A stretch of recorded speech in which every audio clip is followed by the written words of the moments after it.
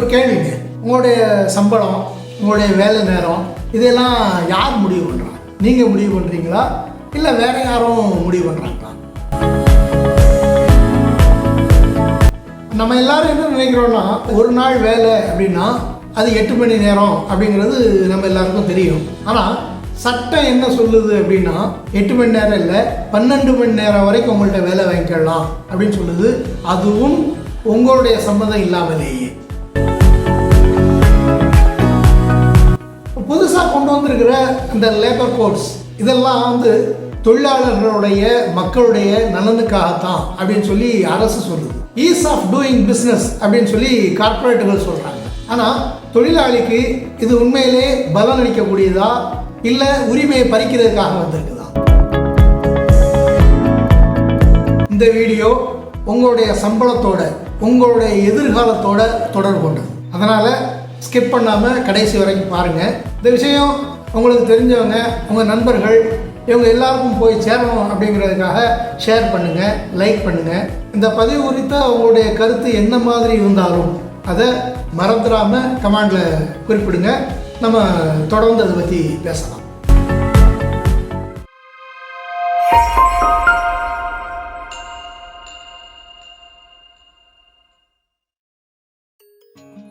Hi, எல்லோரும் எப்படி இருக்கீங்க? நல்லா இருப்பீங்கன்னு நினைக்கிறேன். தொழிலாளர் சட்ட தொகுப்பு அப்படின்னு சொல்லி இப்போ புதுசாக கொண்டு வந்திருக்கிறாங்க.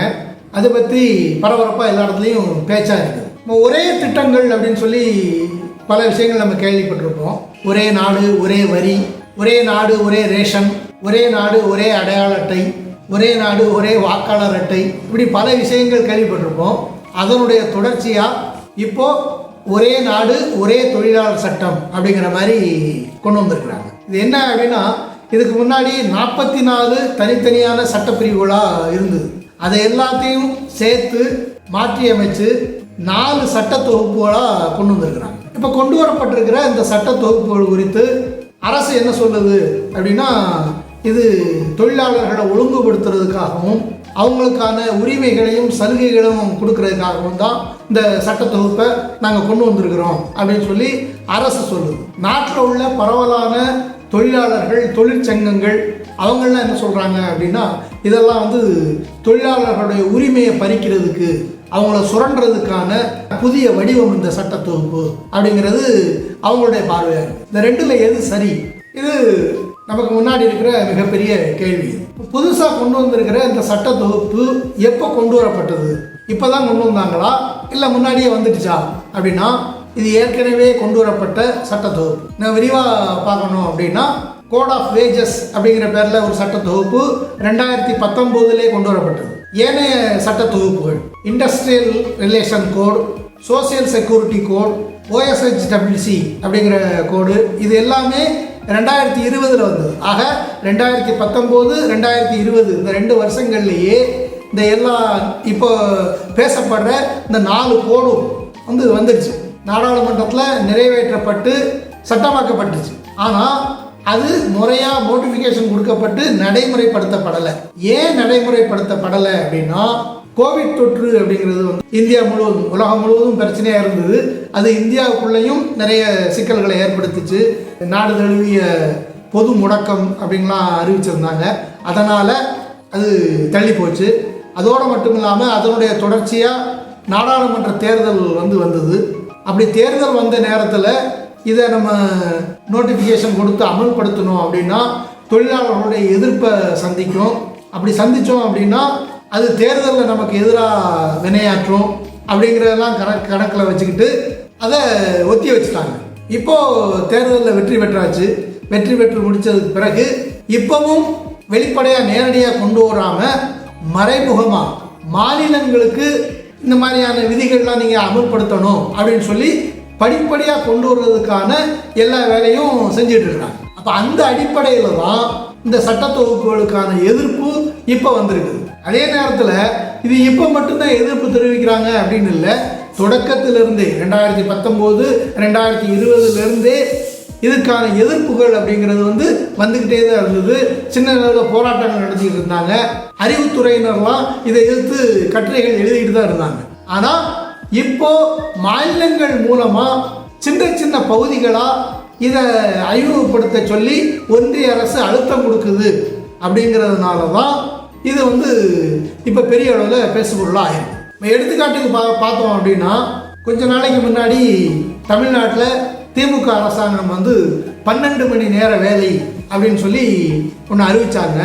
கடுமையான எதிர்ப்புக்கு பிறகு அது பின்வாங்கப்பட்டது. அப்போ இந்த அறிவிப்பு எங்கேருந்து வருது அப்படின்னா, ஒன்றிய அரசினுடைய அழுத்தத்தின் காரணமாக தான் மாநில அரசு இதை கொண்டு வருது.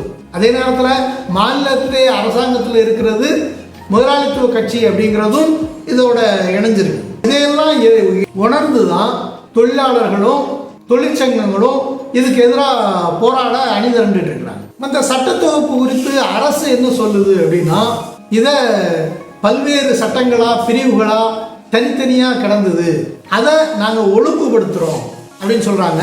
அடுத்து தொழிலாளர்களுக்கான உரிமை நிறைய விஷயங்கள் இருக்குது, அதையெல்லாம் நாங்கள் கொண்டு வர்றோம், புதிய சலுகைகள் கொடுக்குறோம் அப்படின்னு சொல்கிறாங்க. இது அரசு சொல்கிறது. கார்ப்பரேட்டுகள் என்ன சொல்கிறாங்க, இந்த சட்டத்தொகுப்பு முழுமையாக நிறைவேற்றப்பட்டது அப்படின்னா இந்தியாவில் தொழில் வளம் பெருகும், நிறைய தொழில் வளர்றதுக்கு ஊக்குவிப்பாக இருக்கும், அதனால் இந்த மாதிரியான ஒரு சட்டத்தொகுப்பு வேணும் அப்படிங்கிறது கார்ப்பரேட்டுகளுடைய பார்வையாக இருக்கும். ஆனால் தொழிலாளர்கள் தொழிற்சங்கங்கள், குறிப்பாக இடதுசாரி தொழிற்சங்கங்கள்லாம் இந்த சட்டத்தொகுப்பை கடுமையாக எதிர்க்கிறாங்க. சரி, இதெல்லாம் ஏன் எதுக்கணும் அப்படிங்கிறதுக்கு ஒரு 25 காரணங்களை அவங்க தொகுத்து சொல்லியிருக்கிறாங்க. அதை கொஞ்சம் சுருக்கமாக நம்ம பார்ப்போம். தொழிலாளி அப்படிங்கிறது யார்?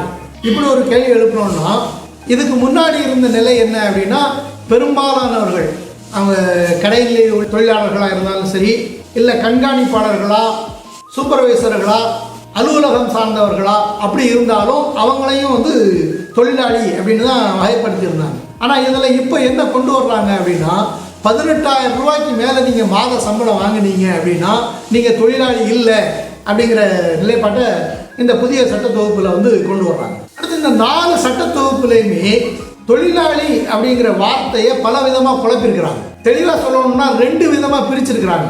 ஒன்று ஒர்க்கர் அப்படின்னு சொல்லியிருக்கிறாங்க, இன்னொரு வேறு சில இடங்களில் எம்ப்ளாயி அப்படின்னு சொல்லியிருக்கிறாங்க. இப்போ இந்த ஒர்க்கர் அப்படிங்கிறதுக்கும் எம்ப்ளாயி அப்படிங்கிறதுக்கும் என்ன பொருள் அப்படின்னா, தனித்தனியாக இதுக்கு என்ன பொருள் இதுக்கு என்ன பொருள் அப்படிங்கிற வரையறையெல்லாம் இல்லை. ஆனால் தொழிலாளி அப்படின்னு வர வேண்டிய இடத்துல பூரா ஒரு சில இடங்களில் ஒர்க்கர் அப்படின்னும், ஒரு சில இடங்களில் எம்ப்ளாயி அப்படின்னு சொல்லியும் வேறு வேறு சொற்கள் மூலம் குழப்பி விட்டுருக்குறாங்க. இப்படி பண்ணியிருக்கிறதுனால என்ன விளைவு ஏற்படும் அப்படின்னா, தெளிவான வரையறை இல்லாததுனால கார்ப்பரேட்டுகள் இதை இந்த சொல் குழப்பத்தை பயன்படுத்தி சட்டத்தினுடைய சந்து உள்ள புகுந்ததுக்கு நிறைய வாய்ப்பு இருக்குது. அதோடு மட்டும் இல்லாமல் தீர்ப்பு மன்றங்களில் வழக்கு போச்சுன்னா அவங்களும் இந்த சொல் பாகுபாடை வச்சுக்கிட்டு தொழிலாளர்களுக்கு விரோதமான தீர்ப்பை தர்றதுக்கு வாய்ப்பாக அது அமையும். நிரந்தர வேலை அப்படின்னு சொல்லி பார்த்தோன்னு வச்சுங்க, இப்போதைக்கு நிரந்தர வேலை அப்படிங்கிறது பெரிய அளவில் இல்லை. ஒரு தொழிற்சாலையில் 1000 பேர் வேலை பார்க்குறாங்க அப்படின்னா அதில் 100 பேருடைய நிரந்தர தொழிலாளர்களாக இருக்க மாட்டாங்க. இப்போ உள்ள நிலையே அப்படி தான் இருக்குது. ஆனால் இப்போ உள்ள சட்டம் என்ன அப்படின்னா, நிரந்தர தொழிலாளர்கள் மட்டும்தான் நேரடி உற்பத்தியில் ஈடுபடணும் அப்படிங்கிறது சட்டம். ஆனால் இப்படியான சட்டம் இருக்கிற நிலையிலேயே 10% கூட நிரந்தர தொழிலாளர்கள் இல்லாத நிலை தான் இப்போ இருக்குது. இந்த நிலையில் வந்திருக்கிற புதிய சட்டம் என்ன சொல்லுது அப்படின்னா, நிரந்தர தொழிலாளர்கள் அப்படின்னு சொல்லி இருக்கணும்னு அவசியமே கிடையாது, எல்லாரையுமே நீங்கள் கான்ட்ராக்ட் லேபராகவே வச்சுக்கலாம் அப்படிங்கிற மாதிரியான விதிகளை கொண்டு வருது. சரி, ஒரு தொழிற்சாலை இருக்குது, அந்த தொழிற்சாலையில் இருக்கிற வேலையாட்களை நீக்கணும் அப்படின்னு வச்சுக்கோங்க. 100 பேருக்கு மேலே அந்த தொழிற்சாலையில் வேலை செய்கிறாங்க அப்படின்னா அப்படி எடுத்தோன்னு அவங்கள நீக்கிற முடியாது.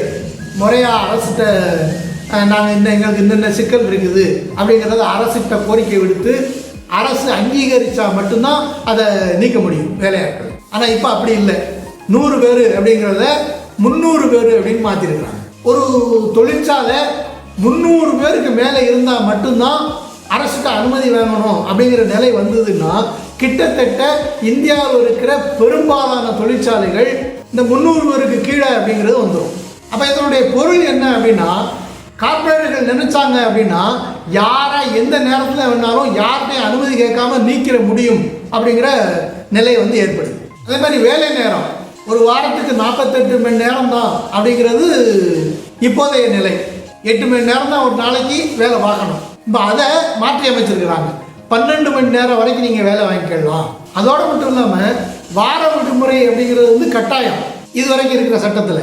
இப்போ உள்ளதுன்னா கார்ப்பரேட் முதலாளிகள் தங்களுடைய விருப்பத்துக்கு ஏற்ப மாற்றி அமைச்சுக்கலாம் அப்படிங்கிற நிலை வந்திருக்கு. இப்போ இதனுடைய பொருள் என்ன அப்படின்னா 6 நாள் வேலை செஞ்சான்னா 7ஆவது நாள் ஓய்வு அப்படிங்கிறது கட்டாயமாக இருந்தது. ஆனால் இப்போ அப்படி இல்லை. அவசர உற்பத்தி இருக்குது, தொடர்ச்சியாக நீங்கள் வேலை பாருங்கள், அதுக்கு பிறகு லீவ் எடுத்துக்கிடுங்க அப்படின்னு சொல்லி கட்டாயப்படுத்துறதுக்கான வாய்ப்பு இந்த சட்டத்தின் மூலம் ஏற்பட்டிருக்கு. ஒரு தொழிற்சாலையில் யூனியன் தொடங்கணும் அப்படின்னு வச்சுக்கிடுங்க. இப்போ இருக்கிற சட்டத்தில் அது ரொம்ப எளிது. நீங்கள் தொழிலாளர்களை அழைச்சி பேசி அவங்க சம்மதிச்சாங்க அப்படின்னா குறைந்த அளவில் தொழிலாளர்களை வச்சுக்கிட்டே நீங்கள் ஒரு சங்கத்தை தொடங்கிட முடியும், அதை பதிவு பண்ணவும் முடியும். ஆனால் இப்போ கொண்டு வந்திருக்கிற சட்ட தொகுப்பில் குறைஞ்சபட்சம் 100 பேர் இருக்கணும். அப்படி இல்லைன்னா மொத்த தொழிலாளர்களுடைய எண்ணிக்கையில் 10% இருக்கணும்.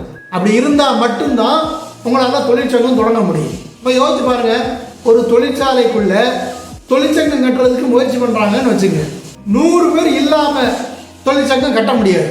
அப்போ 100 பேரை திரட்டுறது வரைக்கும் அந்த நிர்வாகம், தொழிற்சாலை நிர்வாகம் வந்து சும்மா இருக்குமா அப்படின்னா அவங்கள குலைக்கிறதுக்கான எல்லா வேலையும் செய்யும். அப்போ என்ன ஆகுது, தொழிற்சங்கம் வந்து கட்டவே முடியாது அப்படிங்கிற நிலையை வந்து ஏற்படுது.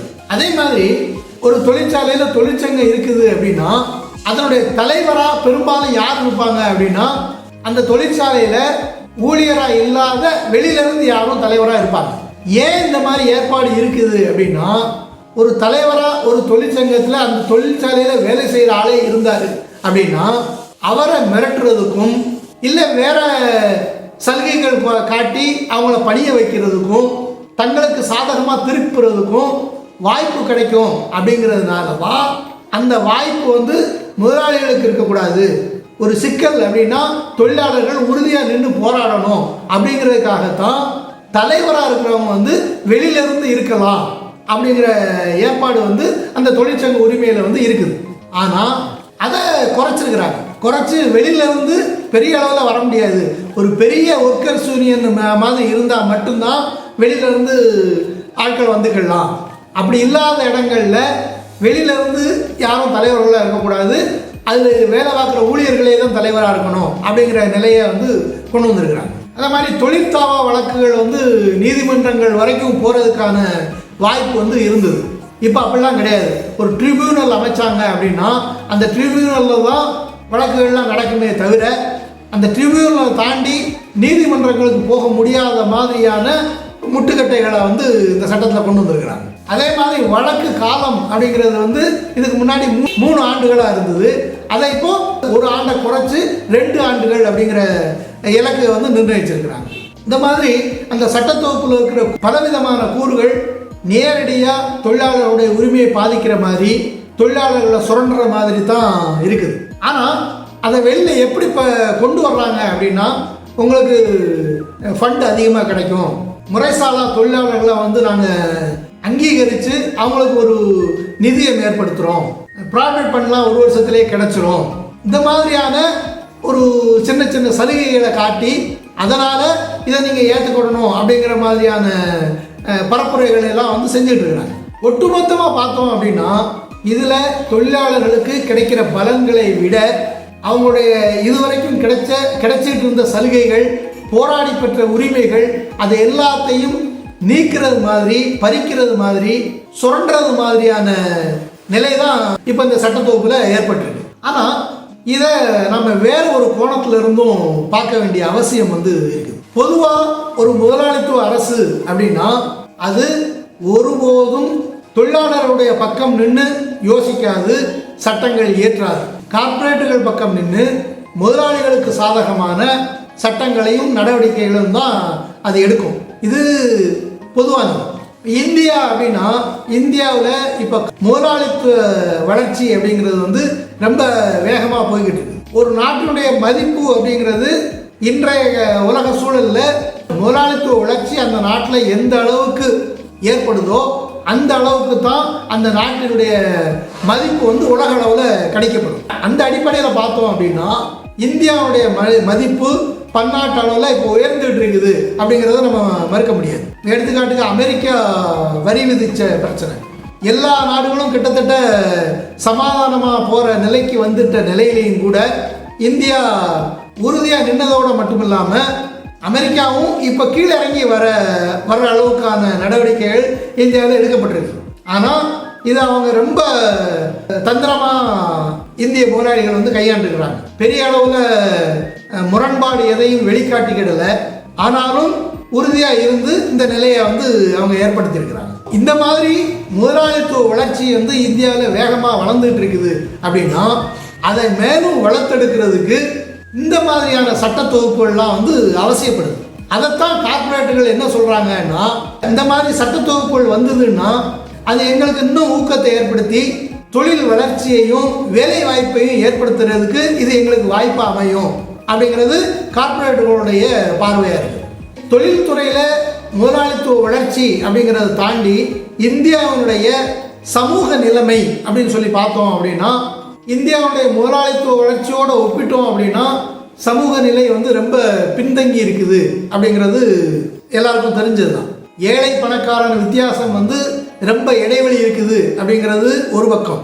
மறுபக்கம் இந்தியாவில் இன்னும் பரவலாக கிராமப்புற கட்டமைப்பு வந்து நீடிச்சுக்கிட்டு இருக்குது. அதனுடைய மறு விளைவு அப்படின்னு சொல்லி பார்த்தோம்னா ஜாதி அமைப்புகள் இன்னும் பலத்தோடு இருக்குது, தீண்டாமை கொடுமைகள் நடந்துகிட்டு இருக்குது, ஜாதிய படிநிலையை வந்து தகர்க்க முடியாமல் இன்னும் நீடிச்சுக்கிட்டு இருக்குது. இன்னும் தெளிவாக சொல்லணும் அப்படின்னா நிலப்பிரபுத்துவ உற்பத்தி முறையினுடைய எச்ச பண்பாடுகள் இன்னும் இந்தியாவில் பரவலாக நீடிச்சுட்டு இருக்கு. அப்போ இதையெல்லாம் ஒழிக்கணும் அப்படிங்கிறது தான் எல்லாருடைய விருப்பமும். அப்போ எல்லாருடைய விருப்பமும் இதை ஒழிக்கணும் அப்படின்னா அதை ஒழிக்கிறதுக்கான வழி என்ன? முதலாளித்துவம் மிக வேகமாக வளர்றது இதை ஒழிக்கிறதுக்கான மிகச்சிறப்பான வழி அப்படிங்கிறதுல பெரிய அளவில் மாற்று கருத்து இருக்கிறதுக்கு வாய்ப்பு இல்லை. அப்போ இந்தியாவில் பெரும்பான்மையாக இருக்கிற கிராமப்புற கட்டமைப்பையும் சாதிய கொடுங்கோன்மைகளையும் ஒழிக்கணும் அப்படின்னா முதலாளித்துவம் இன்னும் வளர்ச்சி அடையணும் அப்படிங்கிறதுல மறுப்பு எதுவும் இருக்க முடியாது. இந்த ரெண்டையும் பொருத்தி பார்த்து நம்ம என்ன முடிவுக்கு வர முடியும்? நிலப்பிரபுத்துவ எச்சங்களை ஒழிக்கணும் அப்படிங்கிறதுக்காக முதலாளித்துவ வளர்ச்சி வேணும். ஆனால் அதே நேரம் முதலாளித்துவ வளர்ச்சி வேணும் அப்படிங்கிறதுக்காக தொழிலாளர்களுடைய உரிமைகளையும் சலுகைகளையும் பறிக்கிறதையும் சுரண்டல் மயப்படுத்துறதையும் ஆதரிக்க முடியுமா அப்படின்னா அப்படி முடியாது. அதே நேரம் இன்னொரு விஷயத்தையும் நம்ம கணக்கில் எடுக்க வேண்டியிருக்குது. இப்போ இந்தியாவுடைய தொழிற்சங்கங்கள் இடதுசாரி அமைப்புகளுடைய பலம் என்ன அப்படின்னு சொல்லி பார்த்தோம்னா பெரிய அளவில் இல்லை. தொழிற்சங்கங்கள் பரவலாக இருக்குது அப்படின்னாலுமே கூட அவைகள் பெரும்பாலும் பொருளாதார கோரிக்கையை வச்சு சுருக்கி போயிருக்குது அப்படிங்கிறதுல மாற்றுக்கருத்து இருக்க முடியாது. அதே நேரம் இங்கே இருக்கிற முதலாளித்துவ கட்சிகள் அவங்களுக்கும் தொழிலாளர்கள் நலன் அப்படிங்கிறதை விட தங்களுடைய நலன், தங்கள் கட்சியினுடைய நலன், தங்களுடைய அரசாங்கம் அதை அமைக்கிறதுக்கு ஓட்டு வாங்குறதுக்கு எது சரியாக இருக்கும், எது தேவையாக இருக்கும் அப்படிங்கிற அடிப்படையில் இருந்து தான் அவங்க தொழிலாளர்களுடைய நலனை பார்ப்பாங்க.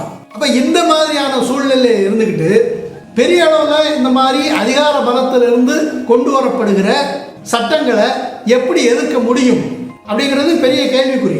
அடையாள போராட்டங்கள் ஒருபோதும் பலன் தராது அப்படிங்கிறது நிதர்சனமான உண்மை. அடையாள போராட்டங்கள் பலன் தராது அப்படிங்கிறதோடு மட்டும் இல்லாமல் அடையாள போராட்டங்கள்னால ஏற்படுற விரக்தி தொழிலாளர்களை, மக்களை இடதுசாரி கட்சிகள்கிட்டருந்து கம்யூனிஸ்டுகள்கிட்டருந்து விலக்கி வைக்கிது அப்படிங்கிறதையும் நாம் அனுபவபூர்வமாக உணர்ந்திருக்கிறோம். அப்போ இந்த சூழலில் நாம் என்ன செய்கிறது அப்படிங்கிறது தான் நம்ம சிந்திக்க வேண்டிய சிக்கலாக இருக்குது. ஏன் இந்த சட்டத்தை எதிர்க்கணும் அப்படின்னு சொல்லி 25 குறிப்புகள் வந்து கொண்டு வந்திருக்கிறாங்க. ஆனால் இதை விட இன்னும் பருமையாக தெளிவாக ஆய்வு பண்ணி இந்த சட்டத்தில் இருக்கிற குறைகள்லேருந்து என்னென்ன சலுகைகள்லாம் பறிக்கப்படுது, அதனுடைய விளைவுகள் என்ன மாதிரி இருக்கும் அப்படிங்கிறத இன்னும் பருமையாக ஆய்வு பண்ணி எதையெல்லாம் தீவிரமாக எதிர்த்தாகணும், எதையெல்லாம் இப்போதைக்கு எதிர்க்க வேண்டாம் அப்படிங்கிறதுல தெளிவான வரையறையை கொண்டு வந்து அதை மக்கள்கிட்ட கொண்டு போய் சேர்த்து அந்த அடிப்படையில் இருந்துக்கிட்டு இந்த சட்டத்தை வந்து எதிர்க்கணும். ஒரே அடியாக இந்த சட்டங்கள் வந்து கூடவே கூடாது அப்படிங்கிறது சொல்லுடைய நிலைப்பாடு இல்லை, அது சரியாக இருக்காது அப்படிங்கிறது தான் சொல்லுடைய கருத்து. அதுக்கு மாறாக தொழிலாளர்களுக்கு என்னென்ன உரிமை சலுகைகள்லாம் பறிக்கப்படுதோ அதை உடனடியாக எதிர்க்க வேண்டியது என்ன, கொஞ்சம் தாக்கு பிடிக்க வேண்டியது என்ன அப்படிங்கிறதெல்லாம் தெளிவாக வரையறுத்து அந்த அடிப்படையில் இந்த சட்டங்களுக்கு கூடுதல் உரிமை வேணும் அப்படிங்கிற தன்மையிலிருந்து போராட்டங்களை கட்டியமைக்கணும் அப்படிங்கிறது தான் என்னுடைய பார்வையாக இருக்குது. இப்போ ஒரு கேள்வி எழுதலாம், அவ்வளோ பெரிய தொழிற்சங்கங்கள், பெரிய பெரிய அமைப்புகள், இயக்கங்கள், இதுக்கெல்லாம் ஆலோசனை சொல்கிறதுக்கு நான் யார் அப்படிங்கிற கேள்வி எழலாம். இது என்னுடைய பார்வை, நான் என்னுடைய புரிதலிருந்து இதுதான் சரியாக இருக்கும் அப்படிங்கிறத நான் முன்வைக்கிறேன்.